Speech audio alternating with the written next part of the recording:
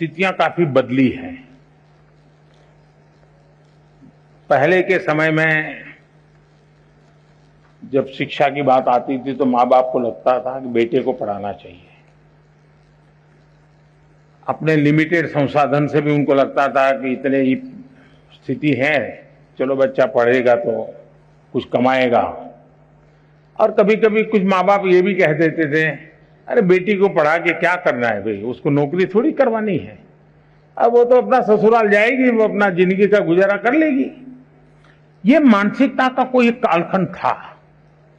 हो सकता है आज भी कुछ गांवों में कहीं पर इस प्रकार की मानसिकता बची हुई होगी, लेकिन बाय एंड लार्ज आज स्थितियां बदली है और समाज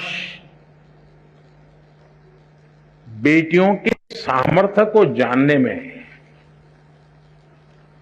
अगर पीछे रह गया तो वह समाज कभी आगे नहीं बढ़ सकता।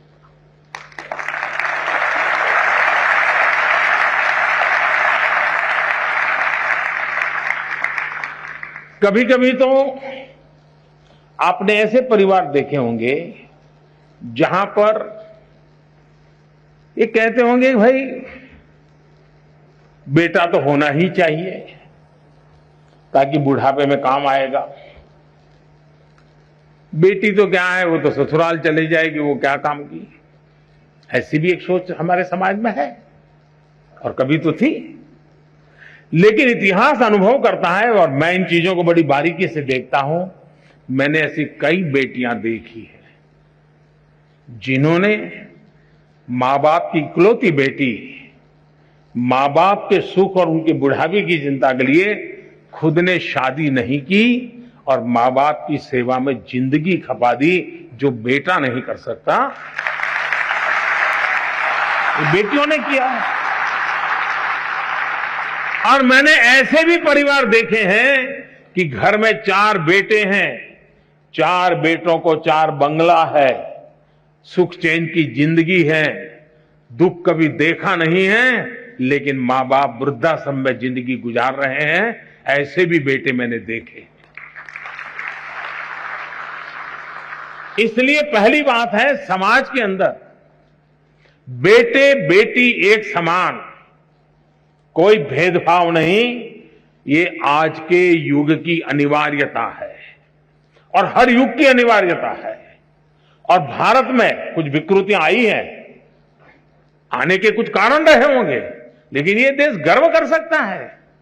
अगर गवर्नेंस की बात याद करें तो किसी जमाने में अहल्या देवी का नाम आता था बेस्ट गवर्नेंस के रूप में।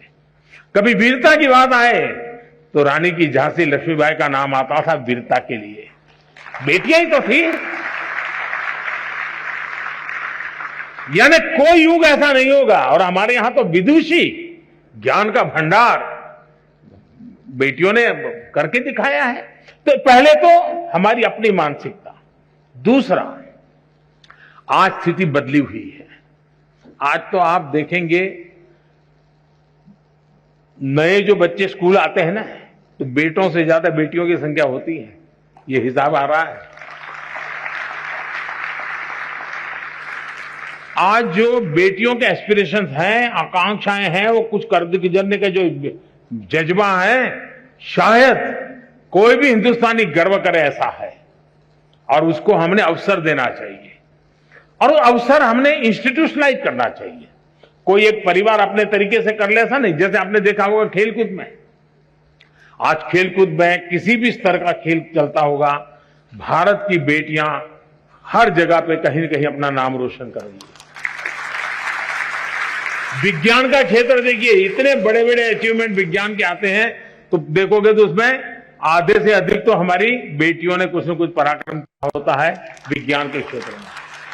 आप 10वीं 12वीं के रिजल्ट देख लीजिए, बेटों से ज्यादा बेटियां ज्यादा लाती है, पढ़ने की पास होने वाली की संख्या बेटियों की ज्यादा होती है। तो आज हर परिवार के लिए बेटी एक बहुत बड़ी एसेट बन गई है, बहुत बड़ा परिवार की शक्ति बन गई है। और ये बदलाव अच्छा है। ये बदलाव जितना ज्यादा होगा, गुजरात में जैसे पंचायती राज व्यवस्था, अच्छी पंचायती राज व्यवस्था है, 50% इलेक्टेड बहनें हैं। कानूनन व्यवस्था है कि 50%, लेकिन एक्चुअली चुनाव के बाद स्थिति ये बनती है कि चुनी हुई महिलाओं की संख्या 53%, 54%, 55% है।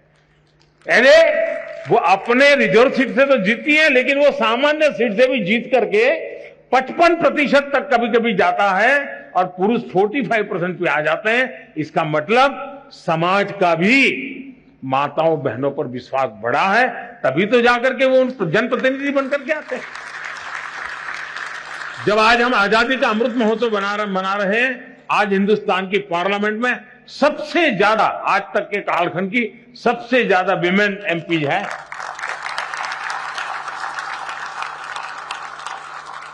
और गांव में भी देखा जा रहा है कि जो पढ़ी लिखी बेटियां हैं उनको लोग ज्यादा चुनना पसंद करते हैं। भले वो 5वीं हैं तो 7वीं वाली बच्ची को, बहन को चुनाव में जीतने के पसंद, 7 के सामने कोई 11वीं वाली है तो उसको पसंद करेंगे।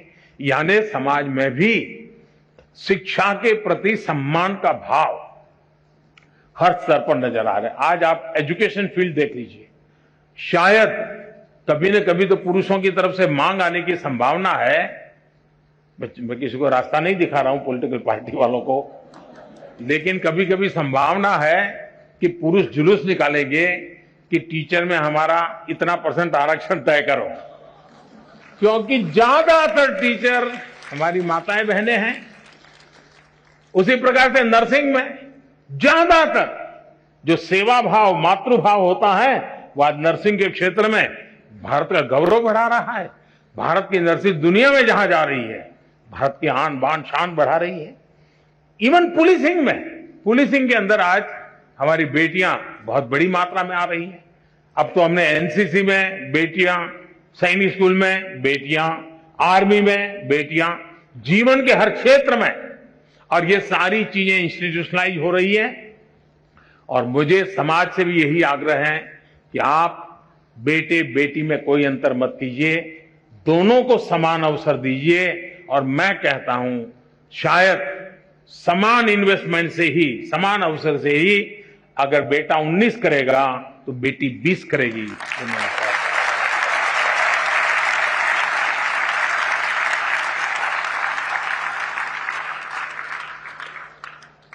श्रद्धेय प्रधानमंत्री जी, बेटियां घर, समाज, राष्ट्र की शोभा है।